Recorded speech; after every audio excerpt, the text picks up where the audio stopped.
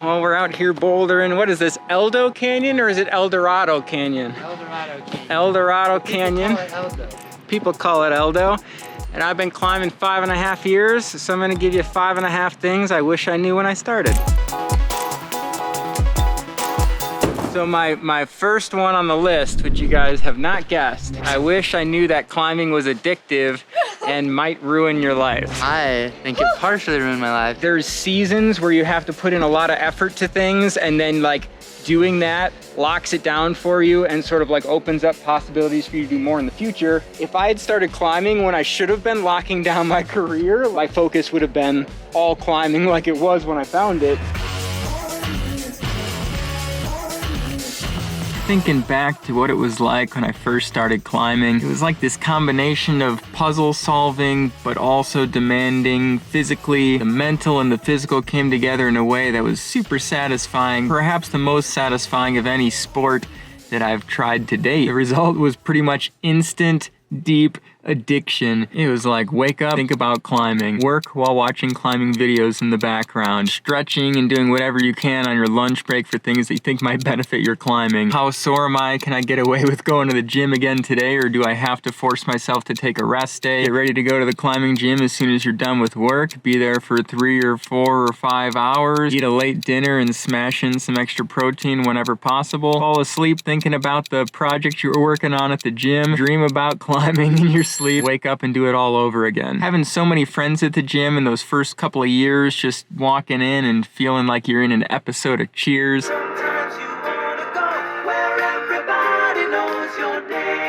We were already super psyched in the gym, like 3-4 days a week, getting after it as much as possible. Then we went outside and the addiction seemed to double. All of a sudden, it was like every single weekend we were driving up to Wisconsin or over to the Red or down to Southern Illinois or checking out a new spot on a trip that we hadn't been yet. You might be in that spot right now and it's freaking awesome, so I hope you enjoy it.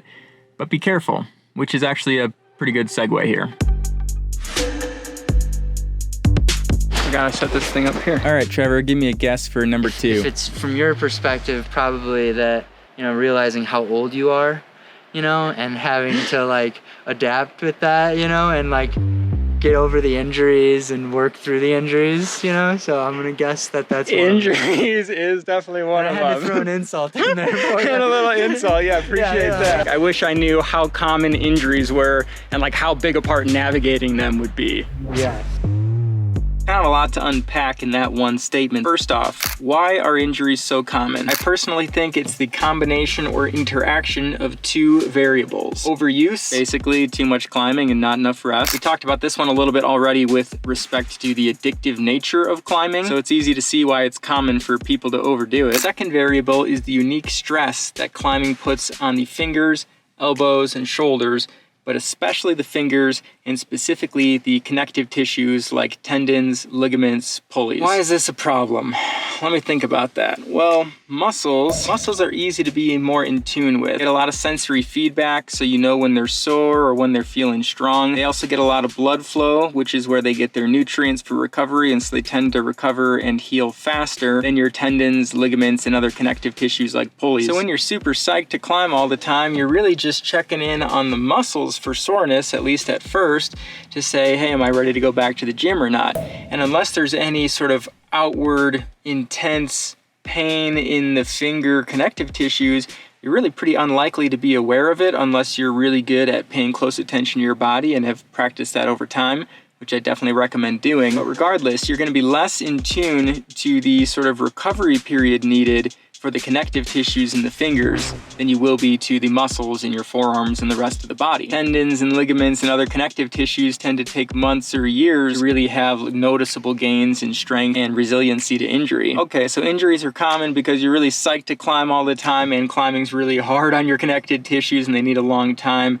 and you just don't give it to them. Those two marry up and you just like snap all your fingers, right? That leads us to our next piece to unpack. Why do we need to navigate these injuries? Hopefully this is obvious, but my boy Eric Hurst, one of my favorite climbing coaches, trainers, and researchers, says that injuries are the biggest foe of gains. If you've ever been injured, this makes a lot of sense. You could be on this great trend of getting your climbing better and better, and you're feeling strong and you're feeling psyched, and all of a sudden you hear something ping, and you're injured. and your whole mindset changes. You went from being psyched, trying your hardest, being prepared to get better and better, to all of a sudden feeling like your climbing career is over and you may never climb again, and you'll certainly never climb hard again. And then you take weeks off the gym, and then you go back and it still hurts, and then you take more weeks off, and then you go back and you're just... How to navigate the injuries is probably one of the most important things to the long-term success of your climbing career. In my 5.5 years of climbing, I've had a lot of injuries. Started climbing at age 29, and like I said, climbing is just tolling on the body. Over that period of time, I've started to learn my limits. Like, I can only go hard for a maybe 5, 6, 7 week period at most, and I need a rest week or two where I do lighter or, you know, next to no climbing. That lets my body catch up a little bit, and I don't see sort of overuse or like repeat injuries come back or flare up. But early on, that was sort of inconceivable to me, and it was just like climb, climb, climb, climb, climb. There needs to be an ebb and flow, peaks and valleys to your performance that you need to accept, not just because they're inevitable, but also because that's what helps you improve. A time of pushing your body, stimulus that makes your body increase its maximum capabilities, stimulus that makes the body change and get stronger, makes it do more, right? You need that. You need that. But if you never give it the time then to catch up and actually rebuild and strengthen and grow based off the stimulus you gave, cutting down, building up, cutting down, building up, cutting down, building up, cutting down, injury. But here's the flip side of the coin. If you do get injured, just resting is not going to take care of it for you. Tissue needs, again, stimulus, something to tell it what to do. You really do need to do specific rehab to get it back to 100%. It's never going to get there on its own. That's a bit complicated. We're not going to get into that this video, but check out Eric Hurst, Cooper's Beta, C4HP, CH4P.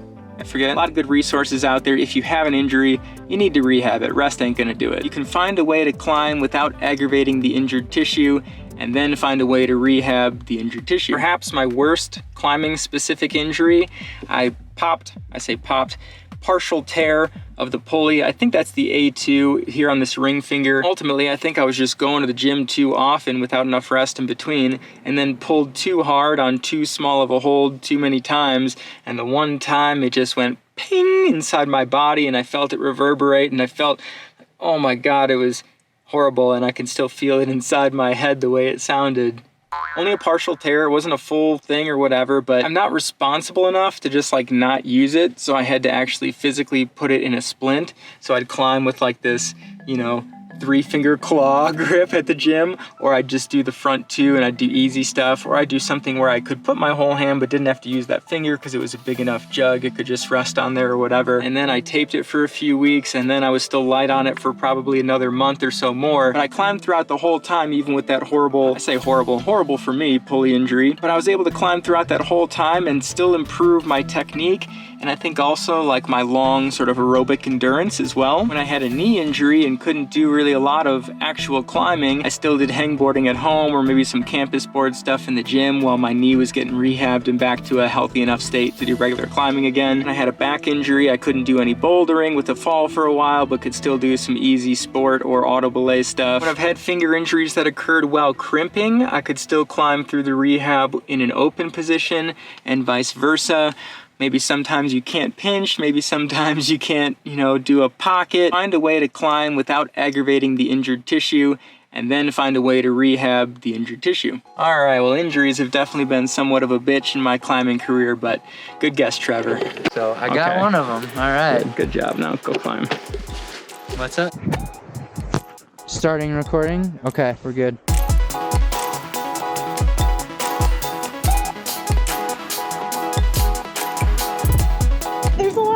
Spot this time. There's a good foot down left. There, yep, you got it.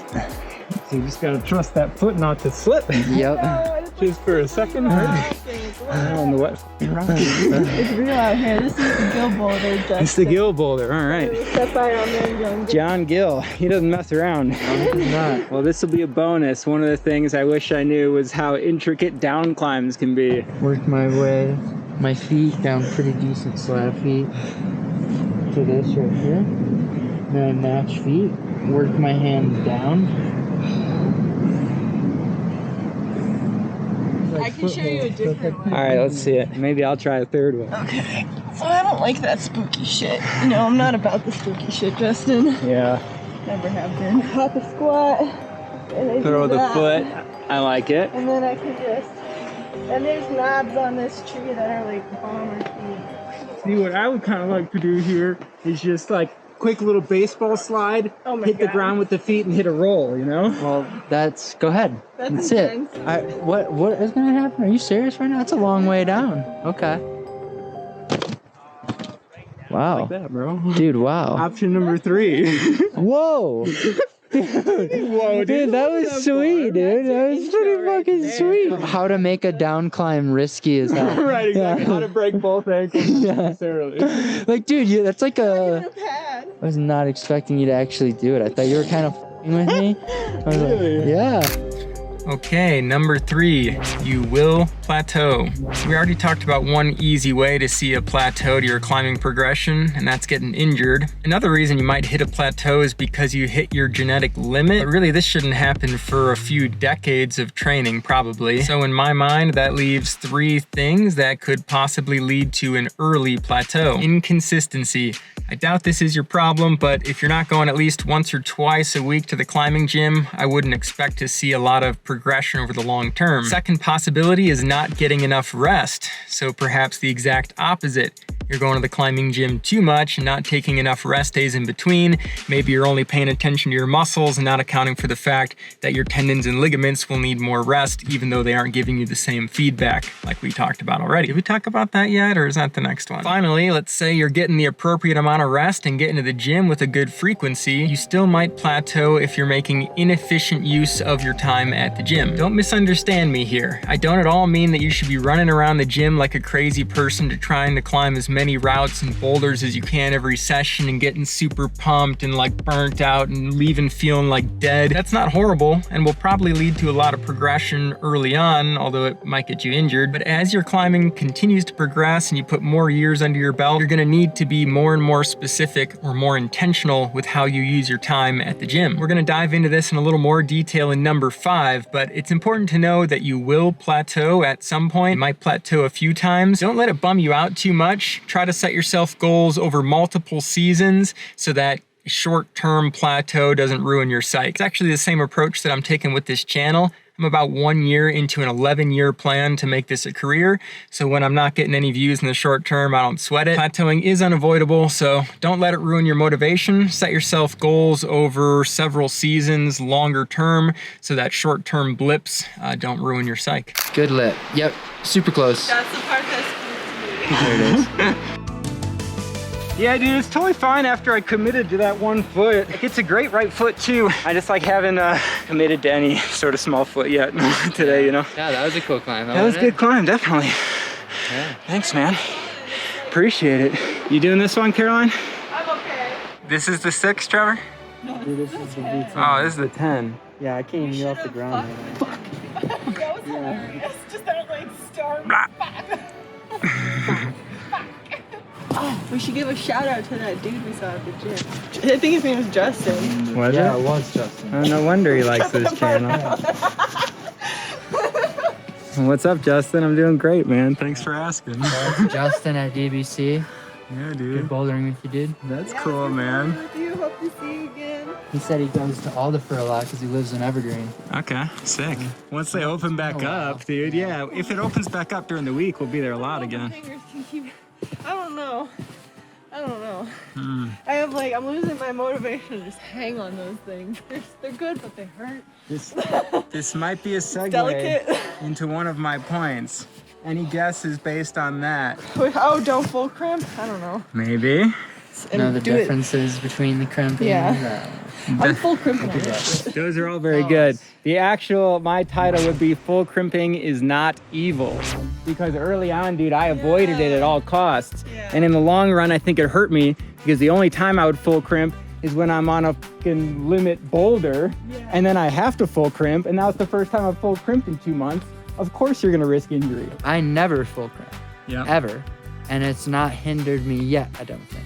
You know? Well, I guess. But at one point, maybe when I'm crimping on the tiniest little thing, I need to. You'll just need to ease into it, right? Yeah. When you get to the But point I that you can't have just, to like, full crimp, get to V13 and be like, right? crank on Like your this and first just, full like- crimping shouldn't be at your limit. I like when I'm going for a send go, I like to pull the full crimp out. You know Sure. what I mean? Right. And that kind of just like locks it in. Dude, I'm with you. I've done that a few times. I'm like, Yeah. well, I've tried everything else. We're Try the down to full just the crimp. full crimp, Yeah, and let's get it exactly. done in 1 or 2 goes so I don't Exactly. hurt myself. Right. This isn't intense enough for the full. That's probably the biggest piece, is just to be Yeah. very aware of it. Know when you are and when you're not. Some people don't even know. They're like, oh, did I full crimp? I didn't even realize it. And I'm like, you were full crimping the hell out of that thing, you know? Like, how did you not realize The that? only reason I know is because of you, because I heard early on you giving Kayla that advice. You were like, do you realize you're full crimping? She was like, what? And so I was like, oh, and I just like heard that conversation within the first few months of my climbing, and like it Nice. kind of stuck with me. Yeah, and Trevor's right. If you can get away without it, it's great to get strong in the more open positions, because the full crimp has a mechanical advantage, but a little more of an injury risk if you put the same force through it. Getting injured, Trevor? Pulling really hard on that crimp, and I was just like, I'm just gonna jump. Yeah.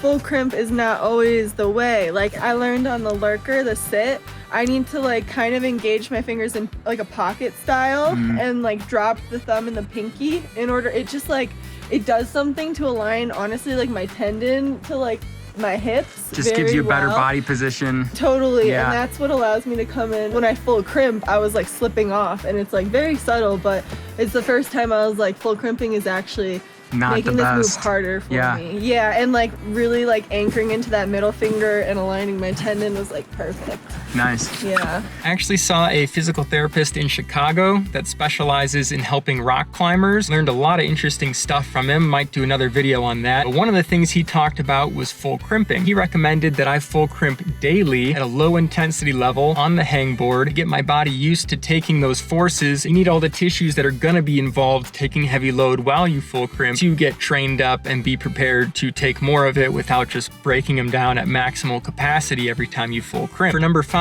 I'm gonna give Trevor and Caroline a hint, I guess. It's something that Eric Hurst is big on. Collagen, rest. Your tendons. The importance of the long-term and long-end look of your tendon strength. That's Is that- super good and important, but not the one. What comes to mind is max finger strength and max pull-up power. He's big on those for like what's going to take you the furthest in the long run, but I Yeah. don't know how that applies to... This is another one I learned from Eric Hurst, and I talked about a little bit back in number 3 when I said you may not be using your time at the gym most efficiently and that leading to a plateau. It is a pretty complicated topic, but basically your body has 3 systems that it uses to provide energy to your muscles while you climb, or do any activity for that matter. For simplicity, I'm gonna call them max, aerobic, and bridge. The max energy system can provide the most energy, allowing you to do your hardest moves, but only for about 10 or 20 seconds before it starts to drop off quick. The aerobic system can provide the least amount of energy, but for a really long period of time, almost indefinitely. And bridge is just like it sounds. It's the system that bridges the gap between the other two and allows you to do pretty dang hard moves for up to maybe 2 or 3 minutes at a time. Any longer than that, and most of the work is probably getting done by the aerobic system again, but those two systems do interact quite a bit actually. Knowing how to best train each of these systems is pretty important, but for broad strokes purposes, bouldering for max, long easy trad for aerobic, and pumpy sustained sport for the bridge. But here's the best thing I think I ever learned from Eric Hurst. The max and the aerobic system are very trainable, meaning they can see a lot of improvement with focused training over years and decades. The max system does start to weaken a bit in your 50s and 60s for sure. The aerobic system, you can keep making gains even at that point. However, the bridge system is exactly the opposite. Any training gains you can have are really only in the short term and are maximized after just a month or 2 of focused training. So if you spend all your time doing pumpy sport climbing, you are sort of wasting a lot of time, at least when it comes to physical training. Yeah, you shouldn't be going crazy, but you should be putting them to 90% effort or more. At least once a week. On a somewhat frequent basis, Yes, yeah. at You might least have once rest a week. weeks, but generally Yeah. once or twice a week, getting near maximum effort is a good thing, And and maximum effort's gonna look differently for everyone. Like for Right. me, it might be messing around this V10. For someone else, it might be crimping on that V2 crimp. All right, we only have a half remaining. What is the half? I have no idea. What could it be? What could it be? I mean, stay tuned and you'll find out.